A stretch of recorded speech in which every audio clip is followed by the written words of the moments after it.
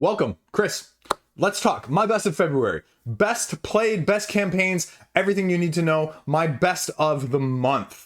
Now we're going to go through a few games that I played. We're going to also go through a few campaigns that I was impressed by that came to crowdfunding. Because this is a little bit harder to judge, right? What is a good campaign? Is it a campaign you backed? Is it a campaign you said, wow, that was well run? It was a campaign that was good value? Was it a campaign that you said, wow, this is a really, really good looking game? Or was it something else in between, right? It's like the definition of MVP in a sports situation, right? Like most valuable. Does most valuable mean best stats? Does it mean if you took that player off the team, their team would be worse or the most different? That's the question that gets remained. That's the question that gets asked in these situations, right? And that's where we find ourselves as I'm, sort of doing this. What does best mean? Well, let me clarify for you. Let's go into it. I have 3 plus or minus 1 honorable mention on both categories. Let's do this. Now, this is sort of the odd one out here. I'm not really sure what to make of this as sort of the honorable mention. This is the odd one out because I'm not really sure what to make of this one yet. This is Hamburg from Queen Games. I got the deluxe edition. You can see here that this is the deluxe insert. You can see that I've actually organized it at this point. Have I played through all the modules? No, I haven't. Have I played through it though? Yes. And this is where I'm a little bit split feeling. I would say that just the base game the way it is leaves me a little bit wanting in terms of some of the mechanics. And some of the randomness in terms of playing the cards to get the workers, then to get the workers to play the cards seems a little bit odd all over the place. It's fine quality-wise. I mean, you can see the insert here is manageable. I like the different colored card decks that it utilizes, so you get the choice, so you don't have as much randomness, but at the same time, like Dead of Winter, right? Like where Dead of Winter says, okay, in this deck, you're going to find a certain number of these. And in this deck, you're going to find, this distribution of cards. Like, I don't get that with this. And so it really requires you to play it through. And the symbology is kind of difficult at times. And so you really need the supplemental book in order to understand it. I mean, there's a reason they offered a whole nother set of these cards with English explanations on them as an add-on, which is sort of a disservice, but there's so much of this, it's just difficult to discern whether or not you need it or not. And so they offered it during the pledge manager of Vienna Cuzco, and I just don't know how I feel about it from that standpoint, right? Like, I love the idea of this game, but I'm just not sure the actual mechanics flow as nicely as I would like them to. And now that's being said, I have not utilized a couple of the extra modules with the extra asymmetric characters and the ships. And so that may change my opinion of things. But even with the board here itself, when you unfold it, which is just a massive board for what it is, you end up with areas on the board already that are for the modules. So, I mean, this is almost probably almost a sixth of the board down here for this module, that if you don't play with that module, you just have empty board space. And so I think the design of this leaves a little bit to be lacking. I like the fact that you only play a certain number of rounds and it's relatively short timed. I didn't feel like it overstayed its welcome, but I also just didn't feel like it was as smooth or as, I don't know. And I don't say that as a non-Euro person. I say that as someone, you guys have heard me harp on this channel all the time. Like, I'm not Euro. I don't do worker placement, right? Like, I'm delving into that heavily. And it just is missing something. And I'm hoping that the additional modules will make it more. Now, slightly differently, though. We're going to go in a different direction, but very similar. I said that this didn't really have the smoothness of the actions of I know that this interacts with this, that interacts with this, that interacts with this. I mean, this feels a little bit more, I guess the term I'm looking for is disjointed. Number 2 game of the month. Number 2 game of the month. If this was your number 3, number 2 game of the month is actually this one sitting right up here. And this is going to surprise people. That's why it's sitting up here, is Butoku.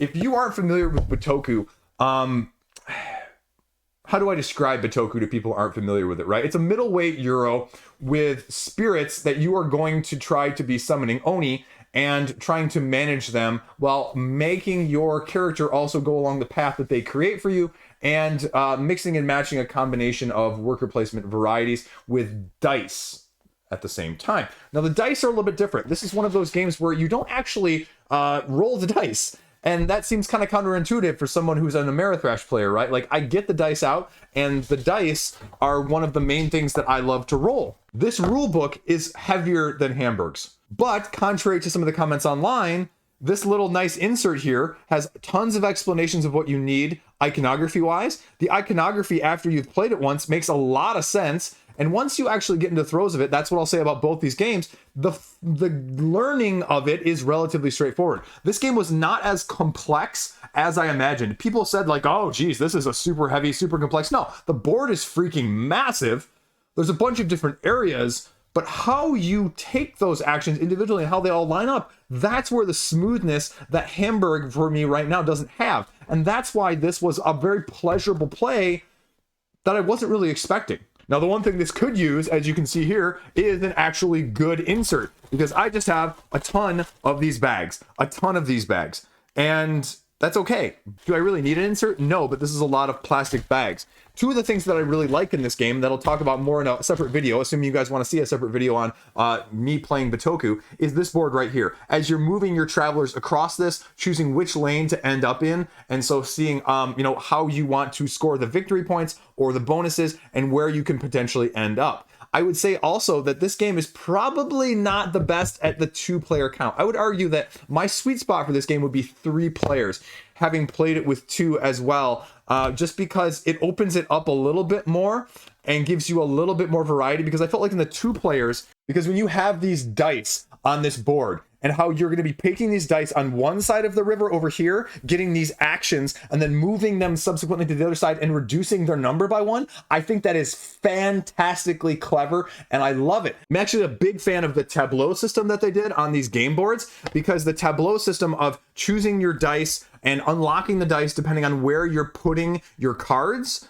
really works, because sometimes you want to have that die first so you can get it out there onto the board, and sometimes you want to have the creature character that's going to trigger a bonus on here that you're slowly unlocking as well. And again, I felt like, especially on the player boards, there was 1 or 2 areas that, I wasn't quite as connected down at the bottom with the sprites and the dragonflies. That didn't click as much with me, but this player board, moving it back and forth, unlocking the 3 different types of crystal bonuses, I thought was really, really clever in combination with moving the dice across the river. I love moving the dice across the river in combination with collecting parts of either the Oni or I forget the 2 types of creatures you're getting, right?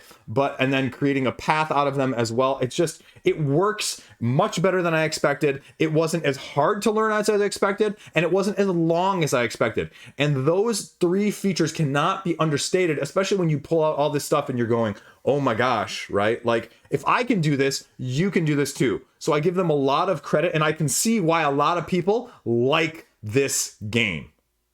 It's good. Ever have that problem when you forget to close one bag and the rest of the contents? Right? The last point I'll say about this one is, as well, I worry about variety, right? You worry about replayability. It's got plenty in spades of the cardboard tokens that you're going to be cycling through at each of one of the spaces. And so I didn't really worry about that. Either the decks as well of the creatures that you're going to be gathering to either utilize on your turns or score victory points. Like, there was enough variety there that I didn't even think about it. I said, wow, I could play this 5 or 6 times and really not even hit necessarily most of the things that are in there. And that's also something that cannot be underrated. So if you're comparing these 2 games right now, if you're comparing Hamburg and Bitoku for me, which one is more likely to stay in my collection, right? Like, sometimes I buy these, or sometimes I think, okay, I can get it, sold or trade it, if it's the values, because, as a channel, I do some of that, right? Like, I review a game and I go, well, this isn't quite for me. I like it, but it's not quite for me, and I'm going to get rid of it, or I'm going to trade it or whatever. Like, I kind of had that wonderment about Bitoku, right? Like, I think I'm going to like this, but, this is good trade. Someone will want to get this for me, and I can use it to... I'm not sure that this is actually going to leave my collection. I was planning on, not liking this nearly as much as I did, and then I played it, and I was like, wow. And this is the one I got for review copy, and this is the one I paid too much money for. And of the 2 right now, this one is more likely to leave my collection, and this one is not. And that's not what I expected. And that's why you play games, folks. That's why this is so interesting, because if you would have asked me this 3 months ago, 4 months ago, a month ago, I would have said something completely different. So there you go. So what's number 1 on this list? What could have beaten the game that I just praised this much? It's behind me. Spoilers. So that's the other reason this one's been sitting back up there. My review will be out for this one either shortly before this or shortly after this. And if it's before this, well, you already know why if you watched that video. If you didn't, this game freaking slaps. From Sorry We're French, Galileo Project. This one needs to be on your radar. It's doing something special. And I'm not sure how to describe it, because in theory, it's not necessarily doing something new in a way, right? Like it's an engine build. You've got multiple boards that you're managing. You're slowly building up your different areas of satellites, and they all give you slightly different mechanics, and you get a little bit of option of how you want to do it. A little end game scoring that's going to be a little bit different. 4 different tracks on the board that you're going to be managing across. And, you know, it just is nice. Here's the example of one of the boards that you have, and you have the 4 different tracks that you're going to be managing through all of these. You're getting bonuses as you go along. You're getting unlocks. You're getting victory points at the end. And this probably also has some of the nicest freaking components I've seen in a retail game. Now, this is all messed up, as you can see on the camera here, but the reason for that is, well, there's just a lot of cards that you're going to be dealing with. You have these customizable robots that you're going to be getting, and the other thing that's nice about these is you're going to be able to create where you want these to go, and you get to choose which moon attribute will go along with this little board as well. And so that's kind of cool to be able to do. The other aspect is, again, this cannot be understated. I'm not usually a component junkie, right? You know, you talk about this all the time on the channel, Chris, and you say, this doesn't matter, that doesn't matter, right? These poker chips are probably the nicest poker chips I have seen since the original Splendor. These are going to make brass lovers just, you know, very, very happy if you've not seen this. I mean, this is heft, right? You can hear that. That's solid. And the combination of all of this, I worry that all of these actions, all of these mechanisms that you're going to have, especially on this main board, when I pull this one out, and it's got a big section here. The one nice thing that I'll really say, one utilized mechanic that I wasn't expecting, when you've got cards, for example, you've got these cards that are going to show up on the top and the bottom rows. And so for the top, you have these people. And so what's going to happen with this is you're going to have a marker here in the center, and you're either going to be on the red side or the blue side. But in order to use these cards, you'll notice the cards on the top and the bottom have red and blue. And so you have to be on the right side in order to get the right bonus at the right time. And so you can actually spend currency, one of the 3 different currencies that you're going to be having, to go back and forth, flip back and forth between this. And it's very thinky without making you overthink things at the same time, because you can start to strategize. And I'll say that the iconography in this one, it's going to take you a game or 2 to really learn it. And so that's probably the biggest barrier to this. But again, the rule book, just like Batoku, didn't leave me wondering at all. I mean, yeah, you're going to be flipping back and forth, and some people aren't going to like that, but you know what? It's fine. And you have this huge deck of characters that you're going to be going through. And now, granted, some of them are the same, but it allows you to manipulate and allows you to get your strategy while still having ways of dealing with it, because you're also going to have satellites that are going to be also present. And these satellite cards, like I mentioned here, are going to be essentially giving you, okay, the moon, okay, the strength, and then, okay, this is the action that you're going to be taking. This is the cost. And again, the cost you'll notice right here is in a color, and it goes all across the board. And the nice thing about the cards as well is you have like one of these icons there, and then you have another icon there with an X, if you can see that there. And then you also have another one with a big X here. And so that means the more of those icons you have already played down, the bigger your bonus is going to be. And so which one, how do you choose? Do you customize ones towards that? Do you not? Again, it's the sum of the parts is greater than the individual parts, and this is a great game from that aspect. This is probably, of new games 2023 right now, this is probably the best game I played in 2023. Putting that out there right now. So now that we've talked about my 3 best games of the month, what are my 3 campaigns of the month? Now, these are going to be in a particular order. We're going to go through them as campaigns that I thought did an excellent job or are doing an excellent job here. Let's go. Number 1, this is ongoing, and this is an age contrived. 1, because I think that this is probably the biggest surprise of the month. If you would have told me that this game was going to raise $250,000 and then $350,000 and probably approaching, $500,000 at least by the end as a midweight sci-fi fantasy Euro style game, right? Like, it's not like space exploration generic that you see a lot of days now with the Euro models. This is full on fantasy, engine building, resource programming, comboing, as you take certain amount of actions to program things in order to go across. And again, it just looks like a very, very solid game. Price point is relatively decent. Again, I'm not sure you need miniatures if this is going more of a Euro style, but if that's the biggest criticism you can have right now from that side of things, That's a pretty good criticism to have. And the price point is relatively good, all things considered. It's about what you would expect for a deluxeified Euro-style game on crowdfunding of about $100 right now. So that doesn't surprise me either way. And you've got some good quotes here that are going to emphasize things that I just said. And so again, for that reason of expectations being completely surpassed, that's why I have to make an Age Contrived the first one on here. Second one on here is actually going to be Huang. And I say Huang because, you know, it's only got 100,000 pounds. That's not going to be a lot for some people. That's going to be very little comparatively to even other ones that I could have mentioned. But why I'm saying this is because it's bringing back Yellow and Yangtze. It's bringing back an absolutely fantastic, died too early for its time game that is going to be now more accessible to people. You can make the argument that, yeah, maybe price point wise, it's a little bit more if you wanted to just pick up it at retail. But this is how you do a game nowadays with a company not sure what the demand is actually going to be for it, right? And you've got a good 1,500 people here doing it, which is honestly less than I expected. I expected this one to be closer to 200, 300,000. Now they're offering a little bit of extra. They're offering a little bit of plastic. And yes, the biggest complaint, I guess I would say, is that you didn't need the plastic. But even then, the standard pledge is going to cost you about 45 euros with the plastic and the standees. So you can get some of the add-ons down here, including a playmat, which is awesome. I love the idea of the playmat. I love the idea of the Royal Palace. But I'll be frank with you, the cost of the playmat is probably going to be prohibitive for a lot of people. But even then, if you get the lower level pledge and the playmat, that's going to be what it's going to cost you to get Yellow and Yangtze, the original wooden version, at retail right now from somebody because it's so out of print. So comparatively wise, it reminds me very much earlier of Hamburg. If you're talking about the comparison price point for Hamburg Deluxeified versus getting Bruges with all of the expansions nowadays from a collector, because that's, you know, what we tend to see more often than not, it's going to be about the same, just like Yellow and Yangtze. The original retail version is going to be about the same as what this would be potentially with some or all of these add-ons. So that's why, and the accessibility also means it's probably going to be hopefully coming to retail if they can get out a good retail version, which I hope. I haven't seen any details for that, but that's why it's the second one. Number 3, we have to talk about this one because board game tables, all play. I mean, they raised over $500,000, folks, off of 4 small box games. We talk about fillers as, you know, the redheaded stepchild of the board game situation, especially on, you know, like YouTube or content creator wise, right? Like that's not the thing that gets clicks. But let me be very clear. It's the thing that people want to play oftentimes. It's easier to get to the table than any of these other games I've already talked about. And so the fact that they're able to do that consistently and provide a product that people want to get on crowdfunding, right? Like it's not just we want to get it, but it's we want to get it on crowdfunding.